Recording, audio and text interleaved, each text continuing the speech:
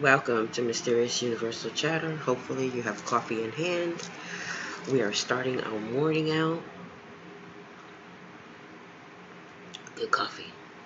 And I welcome everybody here. And I appreciate you guys coming. Um, we were talking about the MUFON journals that come, and a little background about that. I did register with them. I wanted to become an investigator. And, I mean, that was one of the hardest things to do. What I mean by that is that, you got to contact these people, go to meetings. I wanted to do it, but it was hard to contact them, to be honest with you. Um, People weren't picking up their phones, or they tell you to call this one or that one, and then you couldn't even get them on the phone, so I don't even know. But anyway, this is the UFO, the journal from MUFON. And I was talking to you yesterday about, I thought that this was a police officer that this happened to. And it was April 29th, 1964, USAF photo by Alan Hynek. Lonnie Zamora is an off-duty and in plain clothes. So, I'm guessing this is Lonnie Zamora here. Okay.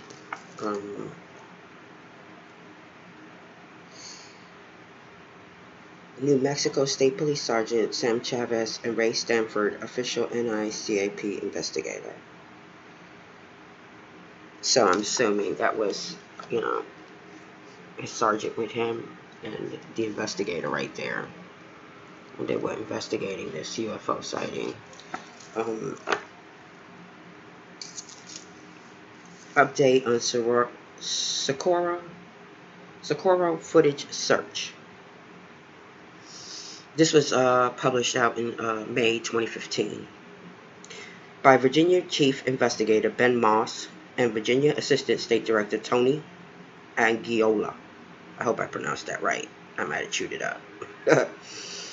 After the original article was published in the January 2015 MUFON UFO Journal, much has happened behind the scenes. First, I want to thank everyone for their assistance in searching for the lost Socorro footage.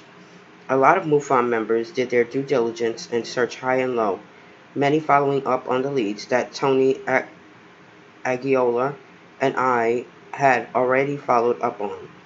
But then we had some news. John Steger, a former MUFON member, found the episode of sightings. We were seeking season 4 and episode 13 and sent us the link from YouTube. Tony immediately downloaded this episode, and just a few days later, it was removed from the site. Now, this is all stuff that I'm reading, okay? After viewing, we found that this was indeed the show that a woman saw on TV regarding the famous Socorro case of an egg-shaped craft landing in 1964. After watching this episode, the woman was compelled to go up in her attic, find her father's footage, and send it to sightings. This is the film that proved to be very hard to track down. 3 very important things occurred after our article was printed in the journal. First, someone who had read the article alerted Ray Stanford to our search. Ray Stanford wrote the definitive book on this case, classified as an unknown, in Project Blue Book's files. Interesting, because I didn't even see that in the stuff, but we're going to keep going.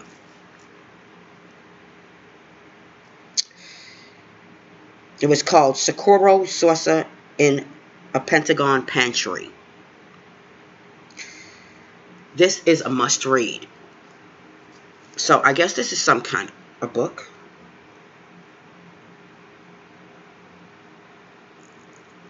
Oh, maybe not. This is some kind of paperwork, I'm guessing. This is a must-read regarding this case since Ray was on site just a few days after the event. Ray located additional witnesses and conducted multiple interviews with Lonnie Zamora and Dr. J. Allen Hynek. Ray contacted Jan Harzan at MUFON, who forwarded his information to us, We contacted Ray and have spoken many times about this event. Ray has incredible information about this fascinating case, which has been debated over the years and even called... Hold on, guys. I gotta turn the page.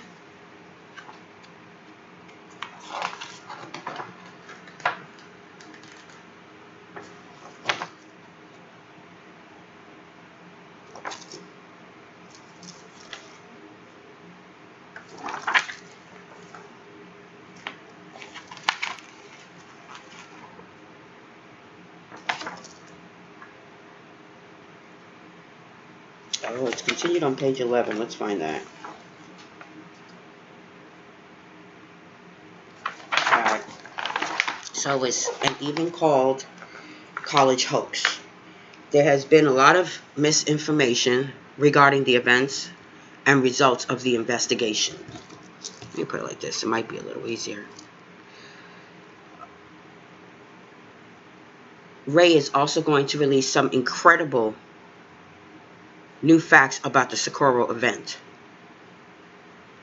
And I can personally say that his data will eliminate any hoax or theories and bring this case back into the news. One piece of the evidence is in Ray's article he generously provided for MUFON. The second result of our article was connected to Rob Mercer, Ohio State Section Director, who acquired original Blue Book documents on Craigslist. These turned out to be original handwritten notes by the principal Blue Book investigator, along with several other documents that all came from the Blue Book investigation of Socorro. Ben introduced Rob to Ray Stanford, and these important documents were shared and found to be authentic. The documents indicate a serious investigation by the Air Force, providing that there was a real event as described by Lonnie Zamora, and manipulation by Air Force personnel to release a different insignia on the side of the craft. This was likely an attempt to compare the real marking to any other reports of this object and discard them as a hoax if they did not match the real insignia seen by Mr. Zamora. The third result was a surprise. Ben was contacted by John Ventry, MUFON State Director for Pennsylvania. He met John in Los Angeles when we filmed for Season 2 of Hangar 1 in August. John contacted Ben and said that he had recorded the long sought-after footage on VHS from the TV show sightings. He thought it was too good to be true, but 3 days later, John mailed him a CD of that exact footage, thus ending a long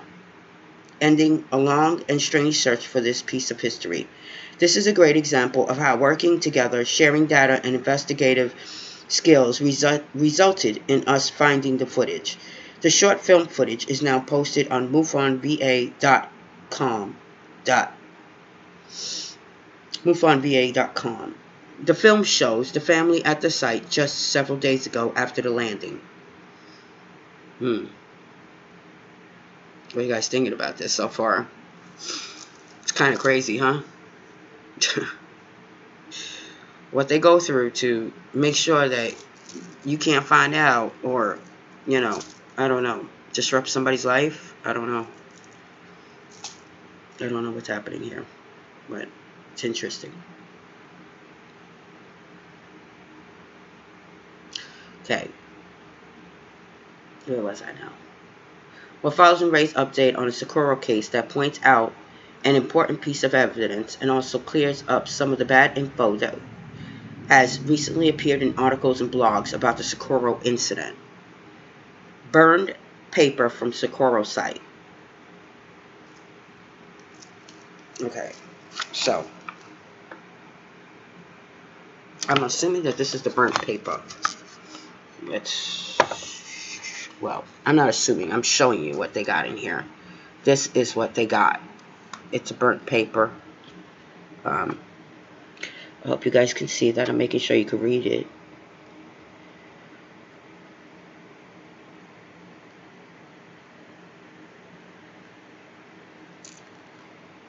slow it down, pause it, whatever you need to do to read that. I can read it to you too, what it says. Okay. It says, paper found this side up. All the burns seem to have come from above. I'm not sure whether the seeming concentric burn should be considered important, but it is odd looking. It's sample P as in Peter, B as in Bob, 4, collected with J. Allen Hynek, Officer Lonnie Zamora, and Sergeant Sam Chavez on Wednesday, 4/29/64 at the landing site. Ben Moss and Tony Aguiola have been concerned about finding an 8mm movie they hope would bring a worthwhile look at the Socorro CE3 site. On Friday, April 24th, 1964. So this seems an appropriate time to provide MUFON Journal readers to close look at just one of the many trace evidences collected at the landing site. As described in detail in my 211-page book, Socorro Saucer in a Pentagon Pantry. So it is a book, if you want to read that book. It's called Socorro Saucer in a Pentagon Pantry, 1976. Blue Apple Books.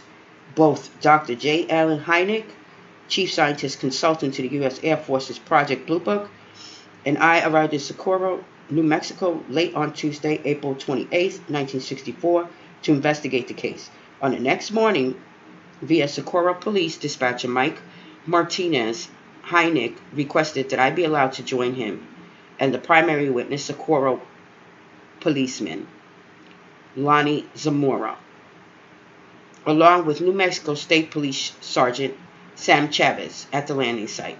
Dr. Hynek made the request over the strong objections of Sergeant Chavez, who wanted the site closed to everyone except the three of them.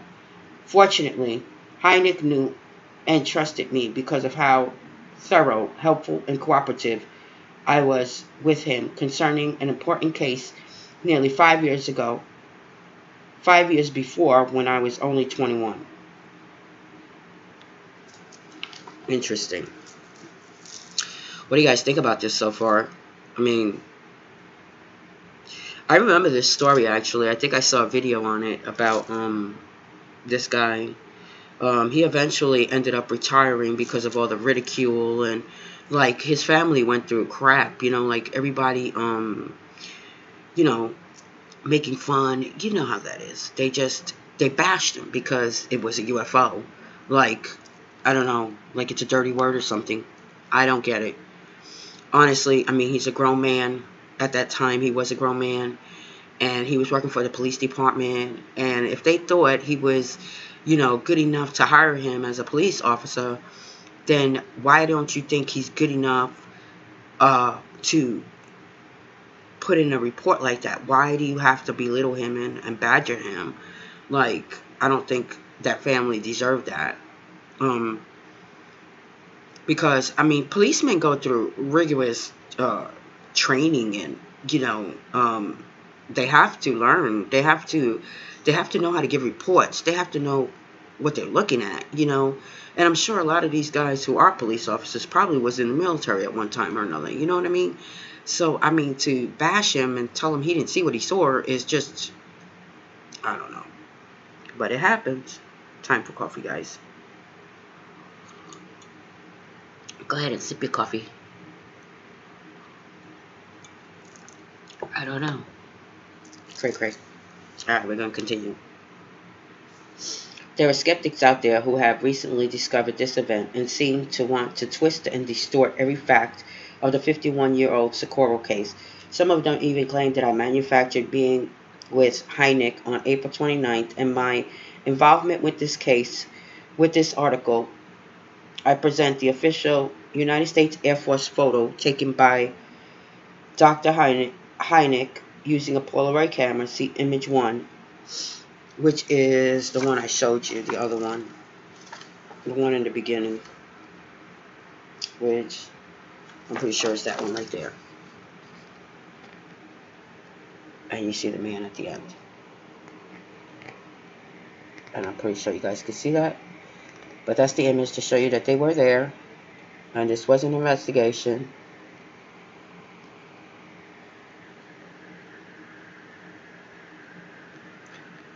And that's what they're looking at. Okay.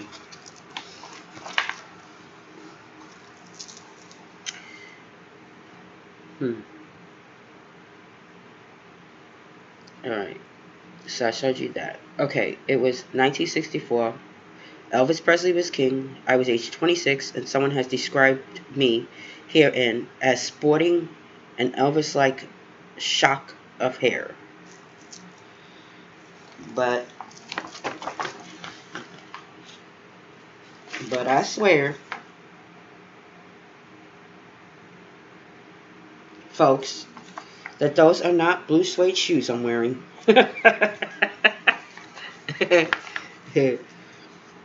No, those were just tan buckskins walking all over where some people think two diminutive aliens might have trod about 4.5 days earlier, and 3 of us are standing on the south side of the Southwest landing gear imprint. Zamora is off duty, so he is not in police uniform. Shortly after that photo was taken, Hynek announced that he wanted to look for any landing traces, including burned paper.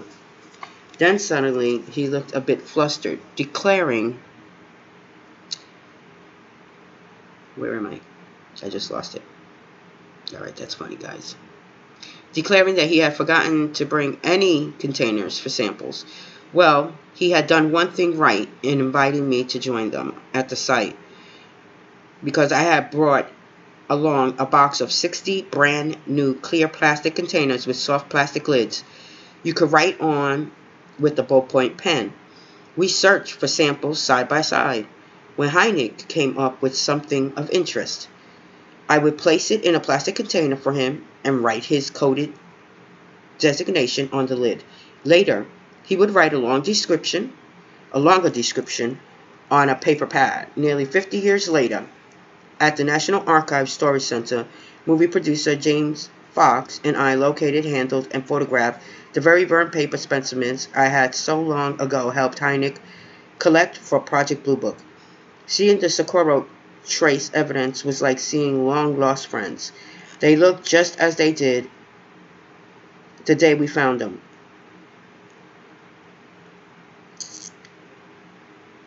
Well, okay, guys. I'm going to let you see this here, too. Because that is in there.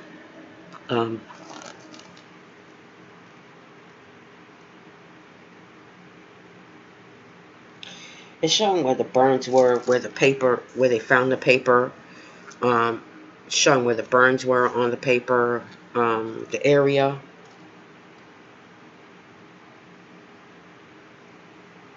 They're saying that the samples might be or might not be of significance. It's a rough chart of the burned paper locations based on notes from Socorro landing site investigation. All samples collected on Wednesday, April 29, 1964, with Zamdra, Sergeant Chavez. So they did take his report serious, but then he started getting a lot of ridicule. And you know, that ridicule just drives a person insane when they know that what they saw was true. And it's like, that's just badgering. I mean, it's a form of bullying, I guess, right? To shut them up.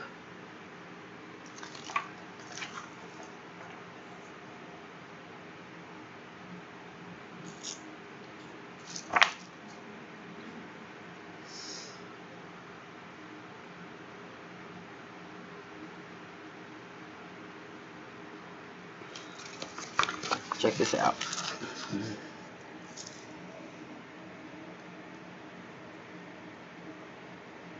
Okay, so what is that? Can you see that? Okay, I'm going to tell you what this is. That is supposed to be a 1976 photo of Ray Stanford showing MUFON founder Walter Andrus how to operate the UFO Vector. a laser video camera, and telescope console designed primarily for monitoring UFOs. After the entire group of Texas MUFON was invited to the Austin area lab sites for a demonstration of the optical and electronic UFO monitoring and recording systems. This was copyrighted in 2009. It's a picture.